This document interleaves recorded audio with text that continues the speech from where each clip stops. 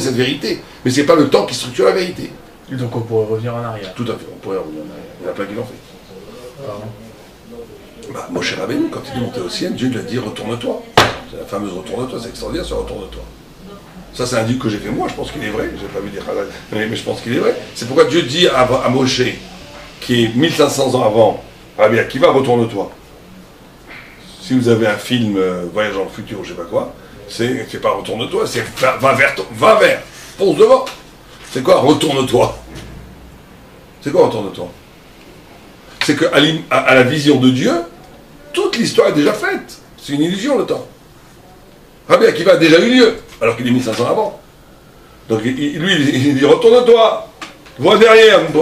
Au vision de Dieu, tout est fait, et c'est la grande question, à quoi ça fouille. Tout là, comment il y a la liberté si tout est fait, mais c'est comme ça. Justement, le sujet de le libre arbitre, est-ce que cette perception du temps, ou pas cette perception, c'est pas seulement une perception, mais en tout cas, cette façon de vivre le temps, est-ce qu'elle n'est pas conditionnée au libre arbitre? Quelqu'un qui n'est pas dans le libre arbitre, alors il est conditionné par son passé, etc. Donc lui, il vit sa vie d'une manière goy, sous la fissa du temps goy, c'est-à-dire qui est un résultat du passé. Alors que celui qui a le libre arbitre, alors il construit son futur et son passé n'est tout à fait. Oui, mais c'est se leurrer de dire que le passé ne conditionne pas. On n'a pas dit que même le libre arbitre, il est... On a dit qu'il y a ton corps te conditionne. Tu peux très bien te dépasser. En mazal Israël, c'est pas dire qu'il n'y a pas de mazal. Il y a un mazal, mais tu peux dépasser le mazal. Ça, c'est toujours comme ça. Mais la notion que tu dis est très importante, la notion de liberté. La notion de liberté est complètement liée à la notion de l'indéterminé. Cette notion de akol safoui, tout est prévu. Et Areshut Netuna, et pourtant la liberté est donnée, qui est contradictoire. Qu'a posé le Rambam, que pourtant grand, immense philosophe. Et il dit qu'il n'y a pas de réponse. Ce qui est très étonnant que le Rambam n'ait pas trouvé de réponse. Parce qu'en réalité, la réponse est très simple, ce que le Raïven dit. C'est que nous, on fait une erreur anthropologique en croyant que Dieu a une connaissance qui est liée à la matière. Parce que si tout est... Quelle est la couchia? Si Dieu il sait tout ce que tu vas faire demain, comment tu peux être libre? Dieu il sait... Demain, tu as le choix, ou bien d'aller tuer la Torah, faire une mitzvah, ou bien d'aller battre ta femme dans les toilettes à coup de lame. Un des deux. Donc, tu as un des deux. Maintenant, le gars, le pauvre, Ça, c'est filmé. Le gars, il est trop énervé. Il est trop énervé, il a battu sa femme. Le pauvre. Après, il s'en veut et tout. Il a battu sa femme. Donc maintenant, est-ce que Dieu, il sait que demain, tu vas battre ta femme? Il le sait ou pas? Que nous dit? Il le savait avant. Il le savait avant que tu le donc comment il le sait, mais tu avais la liberté. Et comment tu peux avoir la liberté si il le sait? C'est la couche du Rambam. Parce qu'on n'a pas la même chorma que lui. Lui, c'est une chorma, ça il dit le Rambam, mais elle notre précaire. C'est pas. Le Rambam ne répond pas. Il dit qu'il n'y a pas de réponse, il dit que c'est un moque. Oh, alors c'est quoi? Ça veut dire quoi? C'est qu'un homme, il connaît quelque chose à partir de quoi? Matière. À partir de l'événement. L'événement fonde la connaissance. Donc effectivement, si une connaissance est fondée sur l'événement, tu peux pas, c'est pas de liberté. Puisque Dieu il connaît la chose parce que ça va se passer. Mais c'est pas du tout ça. Dieu il connaît pas la chose parce que ça va se passer. Dieu il a une connaissance qui ne dépend pas de l'événement. Donc comme ça, c'est une connaissance qu'on appelle infusable, la connaissance infuse, en soi, qui ne dépend pas de l'événement. Donc l'événement il peut être droite, gauche, il peut être tout. La liberté est totale. Simplement il sait. Pourquoi il sait? Pas parce que sa connaissance ne dépend pas de l'événement, justement. Je te dis le rêve. C'est-à-dire qu'on a ici alors ça, un homme peut arriver à ça quand il est capable de sortir du déterminé.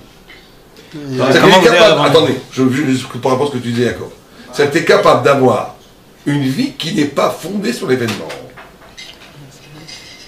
Mais l'événement, il va être après, lui, dépendant de la connaissance. C'est vrai que la connaissance n'est pas dépendante de l'événement, mais comme l'événement. Tu peux arriver à une fulgurance de connaissance qui ne vient pas de la matière, de l'événement. D'accord, mais après, l'événement sera conditionné par la connaissance. C'est vrai que la connaissance, elle n'a pas besoin de l'événement. Donc Dieu, il sait avant. Ouais. Et maintenant, quand j'arrive à l'événement, il a besoin d'être adapté à la connaissance de Dieu. Non. Donc c'est à ce moment-là que tu as liberté. Tu peux faire droite-gauche, toi. Toi, tu peux faire droite-gauche. Et c'est indéterminé, et t'as les deux. Ça sera ou droite ou gauche. Et dans notre monde à nous, c'est pas du tout déterminé. Ça peut être droite ou gauche. En quoi est-ce que vous avez dit ça répond encore à la question? La question, allez, c'est que par rapport à la question du Rambam, c'est que puisque Dieu sait tout, Donc là maintenant, quand je vais faire, est-ce que je vais lever ce verbe ou je vais pas se lever ce verbe, et il sait si je vais le lever ou pas. Le fait qu'il sait ne conditionne pas que tu Mon vas le acte. faire. Pas du tout. Parce que tu peux aussi ne pas le faire. Et Dieu saura que tu n'auras pas fait. Parce que sa connaissance ne passe pas par ton expérience. Par mon acte. Elle passe pas du tout par ton acte. Donc elle n'est pas conditionnée à l'acte. Donc l'acte est complètement libre. On retrouve presque ça. C'est extraordinaire. Dans la physique quantique, ça, aujourd'hui, c'est presque dans la science, on trouve ça. Puisqu'on voit que l'événement des molécules change complètement par rapport à la perception que tu en as. Ça veut dire que quelque chose, il peut passer à droite, à gauche. Il est passé à droite et à gauche. On n'a pas encore très bien compris, même les plus grande intuition, ça marche. Mais c'est prouvé. Toutes les expériences le donnent. C'est-à-dire que tu as deux trous, il peut passer que ou là ou là. Et bien il passe là et là. Mais c'est pas qu'il passe deux fois, c'est qu'il y a une double dimension. C'est prouvé scientifiquement dans la physique quantique qui prouve cela. Pire que cela, tu peux avoir un même particule que tu as coupé en deux, tu les mets dans des milliers de kilomètres l'un de l'autre, tu tends pas un, l'autre il va devenir rouge. Il y a des correspondances qu'on ne comprend pas. C'est-à-dire qu'il y a même dans la matière cela. L'indéterminé est dans la matière. Donc l'homme a une liberté qui est liée à l'indéterminé. Or il faut élever sa conscience au niveau de l'indéterminé pour être libre. Quand tu es à ce niveau de liberté, tu n'es plus soumis au déterminisme du temps. Mais alors c'est ce que dit ici Beth Shammai. Beth Shammai dit la victoire de la Grèce sur la Grèce d'Israël passe par cette conception du temps. C'est pas un hasard qu'Aristote insistait tellement, et d'ailleurs Maïmonide s'est battu dans le 3e chapitre de Morale et Mourim énormément sur ce point-là, alors qu'il était de façon très étrange. On ne comprend pas ça aujourd'hui. Très lié à la pensée d'Aristote. Aristote a exercé une fascination sur les rabbins du Moyen-Âge, sur certains rabbins du Moyen-Âge, dont Maïmonide, tellement grande que ça a été pour lui un combat titanesque pour casser cette façon aristotélienne de voir. Parce qu'Aristote, il avait des arguments très forts, que le monde était éternel. On va rentrer dans la pensée aristotelienne, mais il disait qu'il ne peut pas y avoir de changement. Parce que s'il y a un changement, tout changement montre une déficience. Or, Dieu est parfait.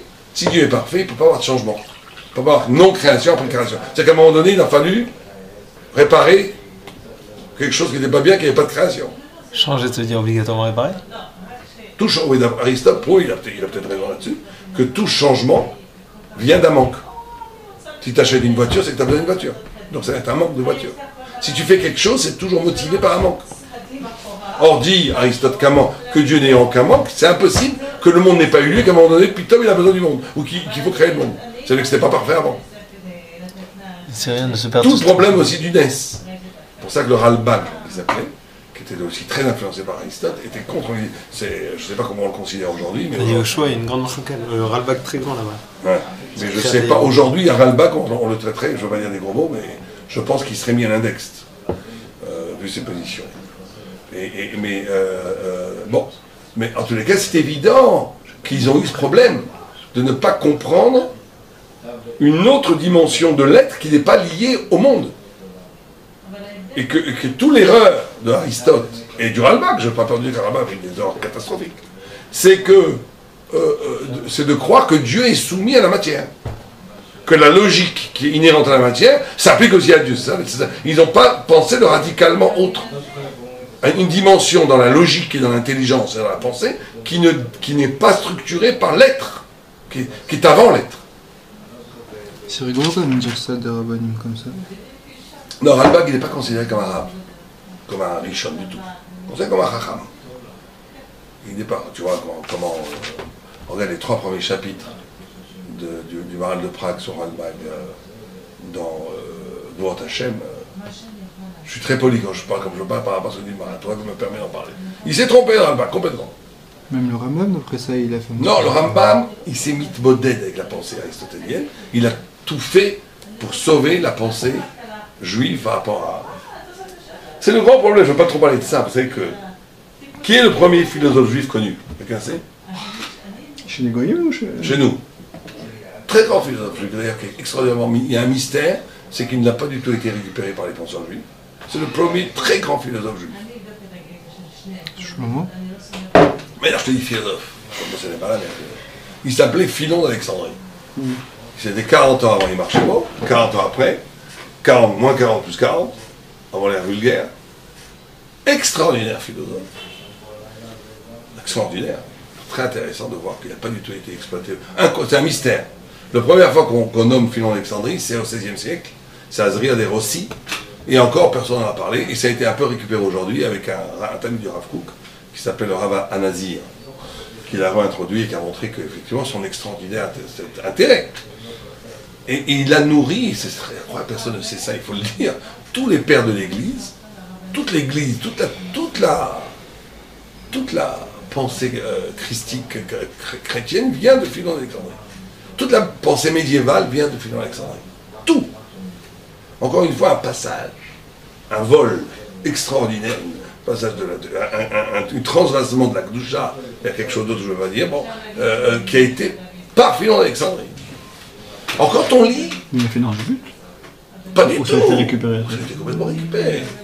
Je ne crois même pas qu'il était au courant du phénomène chrétien. Alexandrie, c'était pas encore arrivé. Mais il a écrit une œuvre monumentale. Ça a été traduit en français par des chrétiens, par les éditions Lucer. Les Juifs en sont...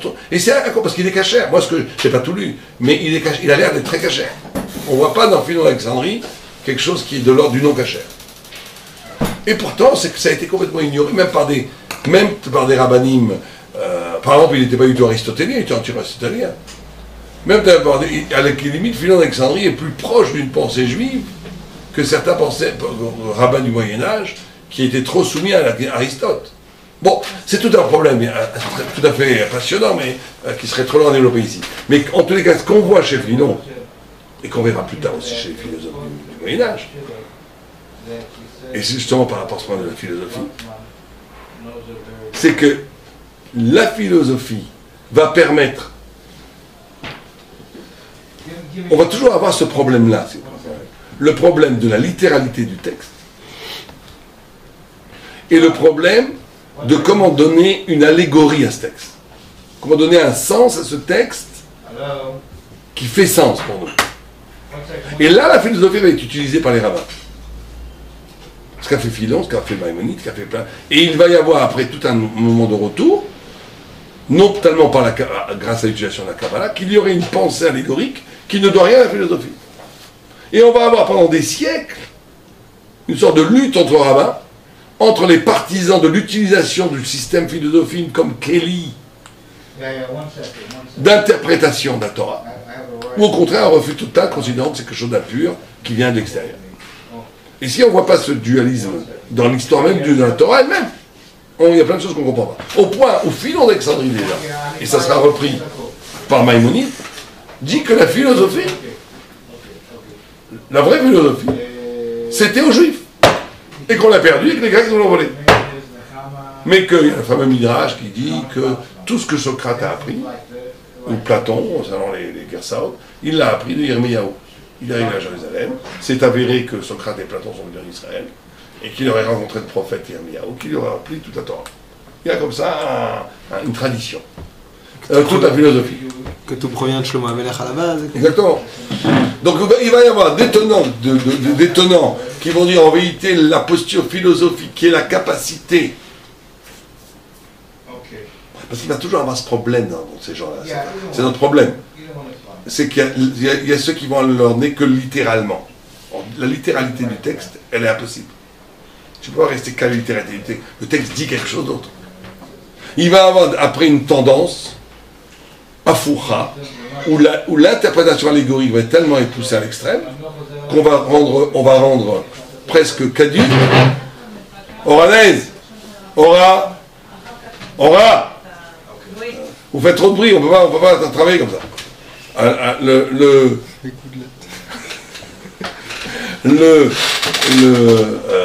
Il y a l'autre. C'est quoi la vraie... J'ai pas compris. Versant dans le juste finis ça. Ou au contraire, où l'allégorie va être tellement poussée au bout que on va perdre le sens, le poids de la lettre. les rabbins philosophes authentiques qui sont, on ne va pas dire cachés, parce qu'ils sont au-delà, c'est-à-dire ceux qui ont réussi à traduire thoraïquement, avec un langage philosophique, la Torah elle-même, c'est-à-dire de Philon Alexandrie jusqu'à Maïmonide, en passant par... Philon Alexandrie, c'était un rab. On ne sait pas très bien qui il est. On sait qu'il était responsable de la communauté juive d'Alexandrie auprès de l'empereur Caligula, pour reprendre l'intérêt. Est-ce qu'il était un grand... Ça, moi je pense que oui. En le lisant, je pense que oui, mais j'ai pas de preuve. Les gens disent beaucoup de choses sur la on ne sait pas. On ne sait pas quel était exactement son niveau, mais elle était autant des Tanaïm. Il était autant de Rabbi Eliezer. Mais tout ce Même de Hillel. C'était autant de Hillel, de Shammai. Mais il était Alexandre. Mais Alexandre, c'était une communauté. Il y a sûrement d'autres. Alexandre, on ne peut pas imaginer, c'était une communauté. Philon Alexandrie qui avait 100 000 âmes, et la Gemara dit qu'il y avait 600 000.